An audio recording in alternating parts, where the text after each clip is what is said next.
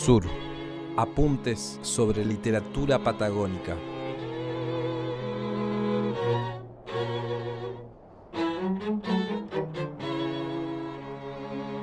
Bueno, bienvenido Damián, gracias por sumarte a este podcast que se llama Sur, Apuntes sobre literatura patagónica. Antes de empezar a hablar, te voy a invitar a que nos cuentes un poco quién sos, qué haces, de dónde sos. Bueno, soy Damián Lagos y estoy acá en Viedma viviendo hace muchos años. Mi familia vino de Chile cuando yo era muy chico, por motivos tipo religiosos más bien. Y bueno, yo me asenté acá en Viedma y comenzó la vida acá, digamos por así decirlo, la escuela, todo eso en adelante. De los 6 años, toda la escuela, la vida fue acá, así que bueno, me fue que iniciando con el lugar. De chico leía bastante porque al hacer la familia religiosa se leía mucho libro de teología, la Biblia, incluso esas cosas. Entonces, como que ahí tenía un gusto por la lectura que ya lo había, incluso aprendí a leer con una Biblia al lado, así fue como una referencia y aprendí a leer en imprenta, así bastante rápido. Y, y de ese tiempo siempre me interesó la lectura y el proyecto de escritura comenzó por ahí en la adolescencia, a partir de algunos libros que leí que me gustaron mucho. Dije, a mí me gustaría hacer esto también.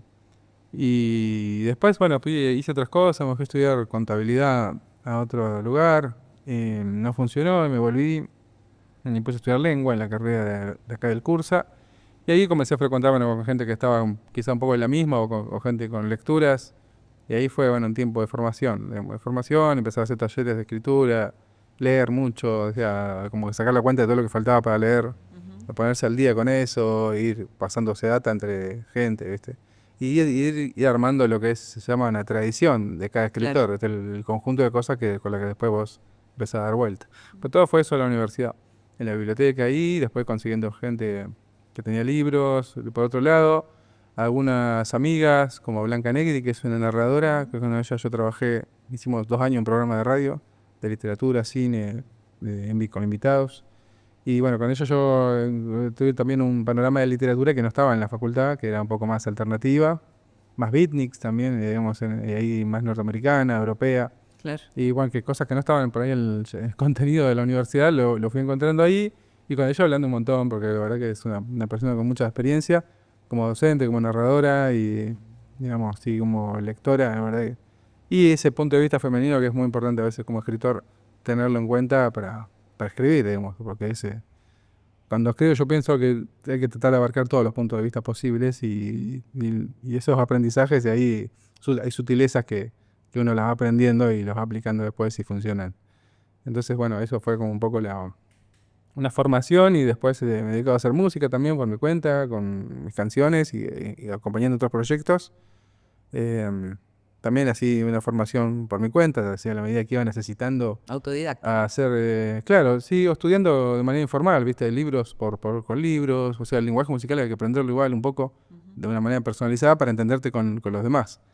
Y, y sí, yo digo, el autodidacta lo tomo literalmente como que no, porque no te puedes enseñar nada si no lo sabes, Claro. digamos, pero más bien, sí, con un método, digamos, a la medida que lo iba necesitando. Cuando era adolescente tocaba punk rock y cuando ya quería aprender a tocar el pinete tuve que aprender a hacer otras cosas.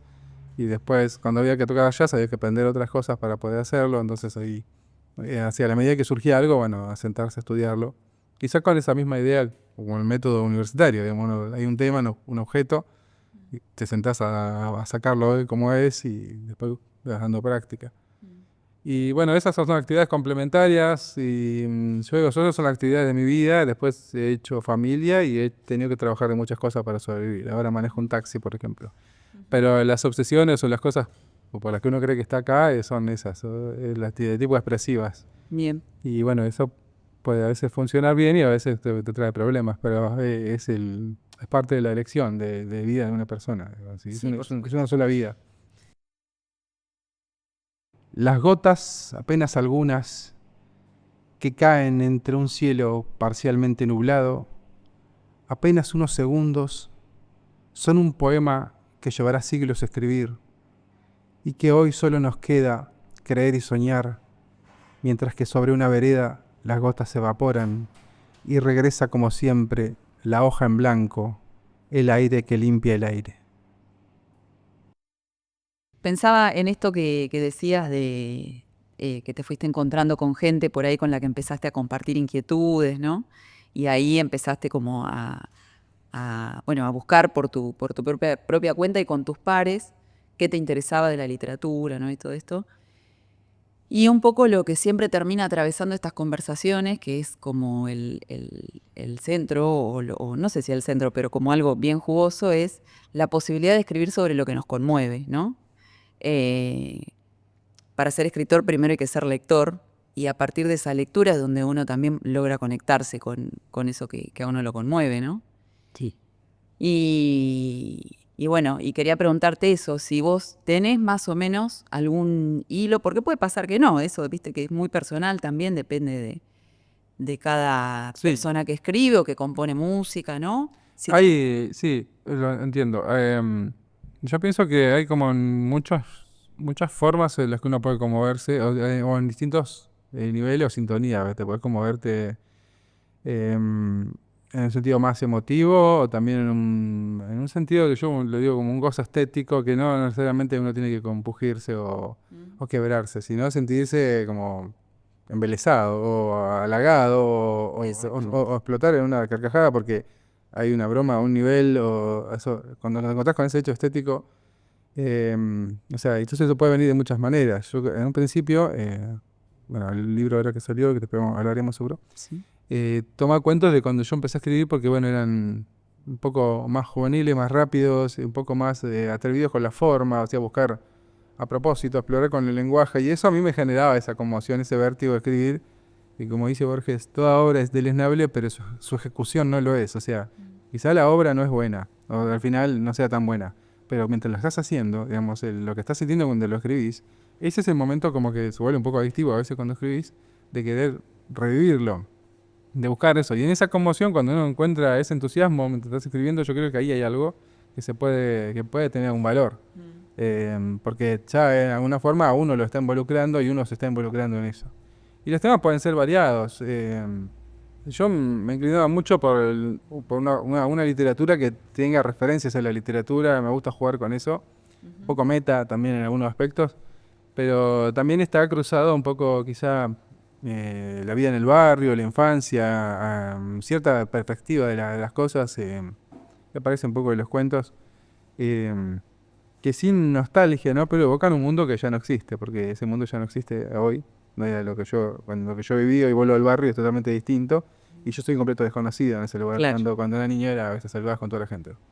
Entonces esas transformaciones están en todas partes y ocurren todo el tiempo, y esa forma de verlo vas trasladando hacia las relaciones, tus amigos, los amigos de otras generaciones. O sea, a veces te toca quedarte con amigos que son o amigos de padres o de cosas anteriores, cruces así. Entonces también hay una comunicación así entre generaciones que son a veces los aspectos que me interesan de la literatura, la amistad como tema.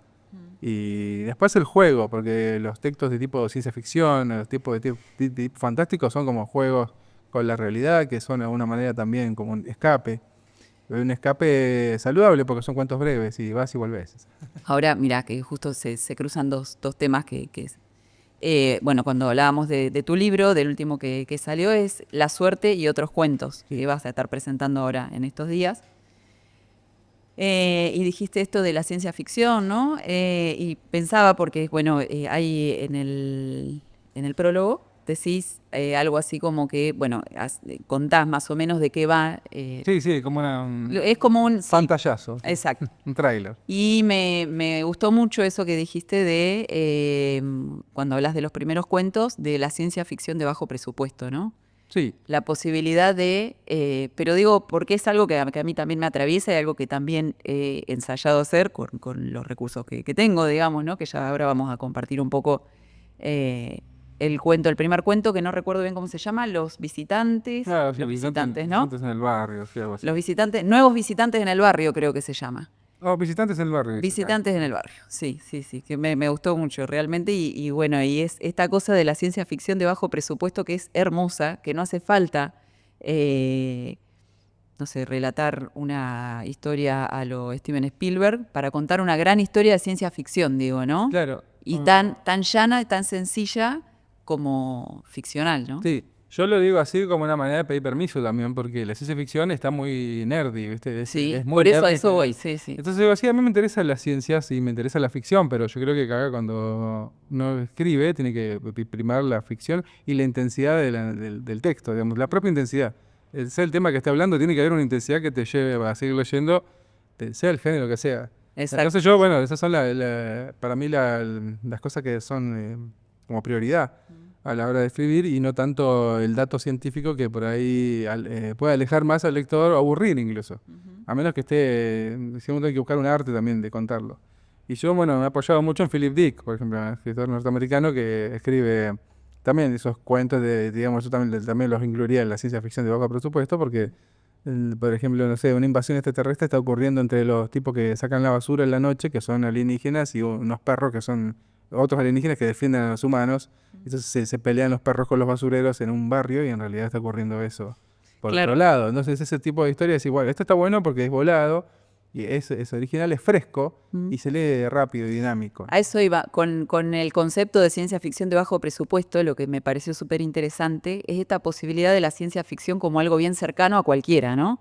No hace falta haber leído Y además, los 3 tomos del Señor de los Anillos para entender una historia, ¿no? Porque además hoy, digamos que el cine nos ayuda mucho para insertar ya en el imaginario colectivo un montón de referencias. Entonces a veces no necesitas escribir todo ese universo, como por ahí se hacía antes, se instalaba en un universo narrativo, cuando solamente es fragmentario. Uno puede tomar un fragmento de eso y la gente lo va a entender, qué sé yo. La sensibilidad de las topadoras. María tomó a su pequeño niño en brazos, agitada de antemano, porque sabía que tendría que correr. Y rápido. Ya no había más tiempo. Las paredes de la casilla temblaban. La llegada de las topadoras era inminente. Ella lloraba por el miedo, porque no sabía dónde iría a parar en unos segundos. Y por la impotencia, porque tenía un hijo y no tenían otro techo para dormir esa noche. Pero a nadie parecía importarle. El mundo, testigo y protagonista permanente de la injusticia y de la indiferencia, le daba la espalda una vez más a una madre soltera y pobre, y a su hijo bastardo y pobre. ¿Quién te mandó, negra de mierda? Escupían con veneno cientos y cientos, como si tener hijos fuera un derecho de algunos. ¿Quién te mandó, negra de mierda? Como si el derecho a dormir bajo techo fuera propiedad de algunos. ¿Quién te mandó, negra de mierda? Como si cobrar unos pesos para darse unos gustos fuera un pecado. Darse gustos era para otra gente, tener hijos o vivir fuera del barro. Atravesó el nylon negro que oficiaba de puerta. Genaro colgaba de su cuello y ella tenía los ojos en sangre de tanto llorar. Le había dicho que iba a ir gendarmería, así que tenía que apurarse. Incluso algunos miserables del gobierno irían a presenciar aquel triste espectáculo. No iba a faltar ninguno. Al menos, nadie que se atreviera a preguntarse por qué María y Genaro y tantos más habían ido a parar ahí. Nadie. Los iban a echar. Como si estar durmiendo entre el barro, la basura y el olor a humo fuera un privilegio. María tenía a su hijo con un solo brazo porque del otro colgaba una bolsita de tela con alguna que otra ropa. La misma bolsita que se le escapó de las manos. La soltó sin querer. Lo que acababa de ver le había aflojado hasta el último de los músculos de su cuerpo. Es que cuando salió de su casilla, vio que los niños y las niñas de ese barrio sin calles y sin electricidad requisaban a los oficiales de gendarmería. Les pedían documentos y les preguntaban si eran felices haciendo su trabajo. Les preguntaban también el nombre de su padre y de su madre, solo el nombre. A ninguno de ellos les interesaban los apellidos. Querían nombres y fotos. Luego del interrogatorio debían reclinarse para que pudieran despedirlos con un beso en la mejilla. Y así se estaban yendo de a uno aquellos oficiales. Y las topadoras frenaron su marcha porque cobraron vida propia y sentimientos. Y se iban retirando de a una también. Y los burócratas tuvieron que volverse a su casa. Y los vecinos por fin consiguieron ladrillos y puertas para construirse un hogar. Por fin, a salvo de la lluvia y del frío. Y María y Genaro no tuvieron que volver a preocuparse. Y nadie más los volvió a tratar con desprecio e indiferencia. Bueno, es como también súper interesante pensar esto de la ciencia ficción bien cercana a todos, a todas las personas, Y en un contexto barrial, ¿no? Como también el contexto en el que nos hemos desenvuelto desde la infancia, desde la primera infancia, hasta lo que sigue siendo el recorrido actual, nos influencia, ¿no? Para lo que es escribir lo que escribimos. Sí, es como cuando ven un homenaje a esa gente de ese tiempo, ¿viste? A esa cultura barrial, a esa cosa, un poco va por ahí y sí, además, ¿por qué no? Pensar un género que por ahí está como más tecnologizado, más en otro tipo de esferas, ¿por qué no puede ocurrir en un lugar más cotidiano, más de un entorno más humilde incluso, digamos, ¿no? Que las invasiones por ahí, viste que es un chiste, ¿no? Pero siempre llegan a Estados Unidos los extraterrestres, o sea, no que llegan a otro lugar, Sí, sí. o llegan a otros lugares acá de manera media desprolijas, y por testimonios poco confiables. Entonces, sí, hay como un cruce de mundos, ¿no? Ahí hay como una idea media, siempre un poco fan de Bakhtin, digamos, de esa cosa del carnaval literario, digamos, de subvertir géneros, de repente eso que es tan vernáculo puede aparecer en un lugar que no lo es, que es un poco ruin a veces esa situación. Y esa realidad, ¿viste? Porque en realidad también es, la realidad, como se dice, es más lumpen de lo que uno piensa. Digamos, siempre ocurre en otros niveles, a más crudos, y acá se intenta reflejar un poco también eso. O sea, extraterrestres se las toman, digamos, Claro, es como... sí. Primero que los chicos los sacan del barrio Claro, y se van a otro barrio, ¿no? claro, pero es un poco Sí. también la condición humana también. Claro, Ahí con lo extraño la gente no reacciona muy bien. sí. Entonces, también un poco, digamos, los cuentos se pueden leer en muchas capas, digamos, hay una narración y luego hay, digamos, otros aspectos bueno, van completando la narración si uno quiere, ¿no? Si uno quiere, solo puede leer solo la historia y bueno, nada, alguien que le está contando a otro lo que pasó y que también el otro parece que sabe, ¿no? De esas personas y es como una historia que está ahí atrás que podría continuar o no, digamos, eso lo pienso eso. Sí, sí. Pero bueno, a veces está bueno dejar ese fragmento así y como que preanuncia un mundo que está alrededor, pero que queda Sí, ahí. porque en realidad también, o sea, queda como abierto, ¿no? Uno no puede abarcar todos los mundos en un solo cuento, No, entonces no, no, no. se abarca Eso hasta tiene que ser. donde... Pero bueno, también está la posibilidad, pero pienso eso porque ahora estoy escribiendo un nuevo volumen de cuentos donde algunos personajes se cruzan en una historia directa, aparecen así laterales. Entonces, Re interesante. eso me gustó porque, bueno, lo fui encontrando en un tono y también tiene un poco el entorno rural, la zona, y un poco algunos más oscuros que otros, algunos más cómicos que otros, pero bueno, van por ahí también. Un poco más extensos que esto porque ya más narración, quizá no tan cuento, ¿viste? Más Bien, un relato, no tanta tensión y un final necesario, sino vas como un continuo de claro, un historias. fragmento de la vida que aparece Sí, y y se tienen bueno, muestra. una pequeña escena, pero bueno, después las cosas siguen, ¿no? Como Claro. visitantes en el barrio. Acá habían llegado, alquilaron una casa y vivían unos 7 grandes y como 10 muchachitos más o menos. Parecían ratitas los pibitos, todos medios cabezones con los ojos grandotes. No te sacaban la vista de encima cuando pasabas por el frente. Daban miedo, loco. Una vez hablé con ellos, con 2 de ellos. Fue la única vez. Después se pudrió todo. Pero ya venía pasando algo raro. Siempre estaban todos en la casa, algunos en el patio, otros en el fondo, los muchachitos jugando. No hacían otra cosa. De primera no te das cuenta, pero cuando ya habían pasado como 2 años, una vez después del partido, miramos para esa casa que daba a uno de los costados de la cancha y el Toti dijo, ¿viste que esos no salen nunca de ahí? Y ahí me quedó la espina. Y era verdad, nunca salían, no iban a comprar, no sacaban la basura. ¿Qué carajo hacían? Nos decíamos. Primero pensamos que eran gitanos o evangelistas, capaz que no hablaban castellano. Una noche fumando el Toti dijo, ¿y si son vampiros y salen de noche nomás? Nos cagamos de risa toda una semana con eso. Luego de unos meses ya éramos como 10, los que cada vez que nos juntábamos terminábamos hablando del mismo tema. ¿Quiénes carajos eran los que estaban ahí? No parecían de otro país, pero podía ser. De uno de esos países que están en la guerra, qué sé yo. De todo eso hablábamos. Qué al pedo que está uno a veces, ¿no? Y nada que ver al final. El tema es que uno sale del barrio a laburar y está todo el día afuera y después llega muerto a su casa. Por ahí faltas 1, 2, 3 días en la semana, pero tampoco para hacerte echar. Entonces recién nos acordábamos cuando nos juntábamos a chupar, por ahí los sábados a la tarde o los domingos había partido. ¿Y qué vas a ponerte a averiguar tanto en medio de un asado? Era por hablar nomás. Pero una vez una cosa llevó a la otra y una tarde fuimos hasta la casa para no quedarnos con la duda para siempre y porque ya cansaba el mismo tema. Los 2 tipos salieron a recibirlos muy tranquilos. Y la verdad es que no sabíamos cómo encararlo. En medio que le dijimos, ustedes no son de acá, ¿por qué no salen nunca de la casa? ¿Son de una secta? ¿Y podés creer que los tipos dijeron que eran de otro planeta, que no necesitaban nada del barrio, y que estaban esperando una nave que los estaba por pasar a buscar en 2 años? Habían estado conociendo, pero no les gustó este mundo, ni nosotros, ni el aire, ni el río, ni la televisión. Por eso no salían y estaban en la suya. Pero iban a volver para educarnos, eso dijeron. Los corrimos esa misma tarde. Llegamos con los pibes y los sacamos cagando. El Jorge tiró unos tiros al aire, los perseguimos hasta la ruta. Corrían muy rápido. Los muchachitos más todavía, como ratas. Después apareció la policía y ahí corrimos nosotros de vuelta al barrio. Cuando volvimos, el Toti nos estaba esperando con 2 cervezas en la esquina. De esa vuelta ya los tenemos fichados por si vuelven. Pero me parece que están parando en el San Martín y con eso está todo mal. Pero sí, los ubicamos. Usted también dice que los conoció, ¿no? Bueno, Damián, para vos como escritor, ¿qué es la obra?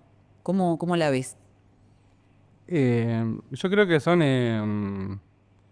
bueno, es como la parte de la búsqueda, digamos, el resultado de la búsqueda que uno tiene, o como uno de los resultados de la búsqueda que uno tiene en la vida. Puede desembocar en una obra literaria que comprenda muchos géneros, porque digo, no, una obra puede estar compuesta de muchos vertientes. Yo he editado poesía también, he editado narrativa, cuentos, una novela corta. Como que en realidad hay muchas ideas que ya prefiguran su forma. De alguna manera, esto que hacía también Abelardo Castillo. Que hay ideas que son, esto es para un poema, o sea, esto es para un cuento, esto es para una novela. O sea, hay cosas que te das cuenta que por su complejidad requiere una forma particular. Y yo creo que la obra es una construcción donde van dando vuelta esas ideas y esas formas y uno la va tratando de ordenar en un discurso. A veces no necesariamente que esté todo entrelazado, porque a veces uno puede tener distintas vetas o decir, bueno, este libro habla sobre este tema, no tiene relación con el anterior.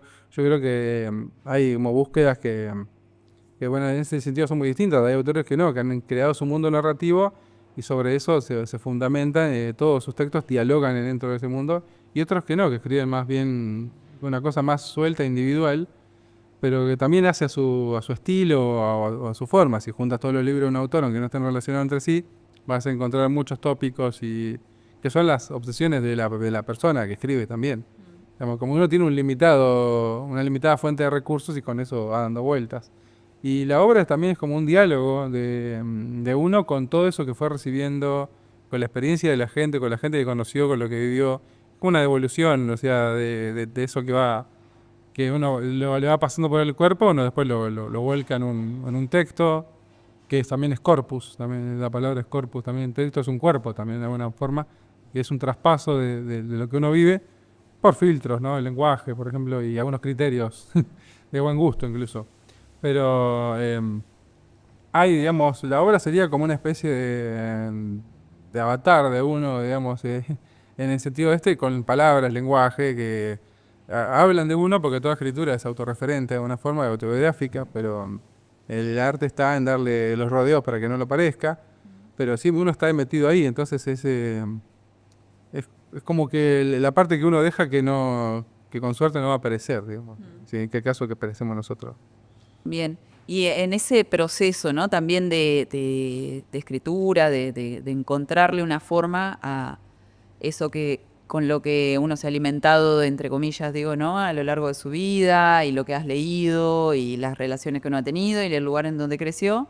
Después también viene el otro proceso, ¿no? El de corregir, el de Sí. animarse a publicar. Sí, sí, eso es ya con el tiempo, es cada vez más como si forma parte del trabajo. Digo, Claro. es necesario que uno se interese en la ficción, en la trama, en lo que quiera desarrollar, y después si tiene, digamos, la intención de convertir eso en un texto que se va a publicar, en lo particular yo hago varias correcciones yo, o sea, si escribo, yo escribo a mano, paso, tipeo y después en esa tipeada ya hay una barrida. Después vuelvo a leer, después por ahí imprimo y leo sobre el papel, que es distinto. Y después vuelvo a hacer una corrección final y después lo he mandado a concursos. O sea, eso me ha pasado con los libros. Y una vez que vuelven del concurso, lo pasa por un corrector y ahí salen otras cosas que están bien. Y ahí el libro pasa a una instancia de publicación. Que bueno, son los pasos para también, me parece que es importante que si uno se dedica al arte es tratar de ser lo más profesional que se pueda para poder tener cierta, digamos, no sé si autoridad, pero cierto, bueno, bagaje para sostener alguna posición. Porque también el arte es un lugar de lucha y de lucha por el control del sentido, digamos, de la forma. Supuesto, sí. Y eso es importante sostenerse con eso, ¿no? Uno no puede hablar que es escritor y si no tiene ningún libro editado. O si se editó el libro así nomás y está lleno de errores que se pueden arreglar, que no hacen a la historia, hacen en la forma en que se comunica la historia. Claro. Porque hay mucho resquemor, hay mucho escritor que no corrige y se nota, mandan sus libros así nomás, no quieren que los corrijan, entonces...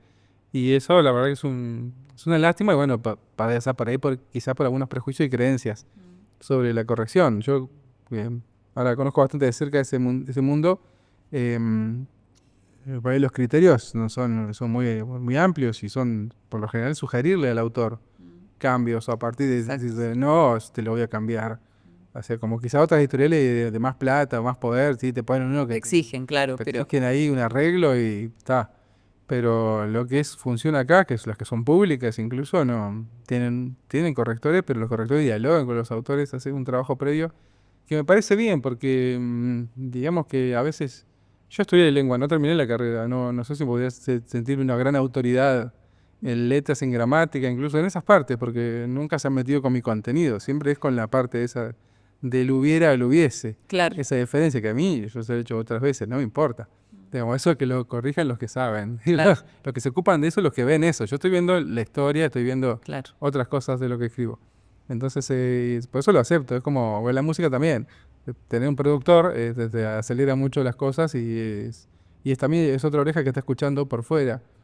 Y me parece bien porque a veces uno no tiene el control de todo. No puede pretender que sabes todo lo que está escribiendo. ¿Sí? Sí, por supuesto. O sea, el interés de uno como escritor o como una persona que le gusta escribir es justamente lo que decías recién, ¿no? Los tópicos. Sobre qué quiero hablar y de qué manera lo quiero contar. Después, el proceso de corrección es, bueno, también como sucede en la vida, ¿no? Permitirse ser permeable a... Sí, me parece que eso aliviana mucho las cosas incluso, ¿no? Exacto, sí. Delegar. Aprender, permitirse, tener la humildad de permitirse aprender de otras personas, en este caso en un proceso de escritura sirve, en general, ¿no? Sirve, John, por ejemplo, un ejemplo, ¿no? De que a veces la corrección te tiran salvavidas que uno después los aplica, digamos. Sí, que después te quedan como es un una aprendizaje, manera de seguir escribiendo. Sí, es un pequeño taller ahí intensivo. Sí, bueno, con la ventaja que la obra ya está y va a salir publicada, entonces hay que cooperar también con eso, porque no se puede poner uno demasiado exquisito con esas cosas y dejar que las cosas fluyan. Sur. Apuntes sobre literatura patagónica.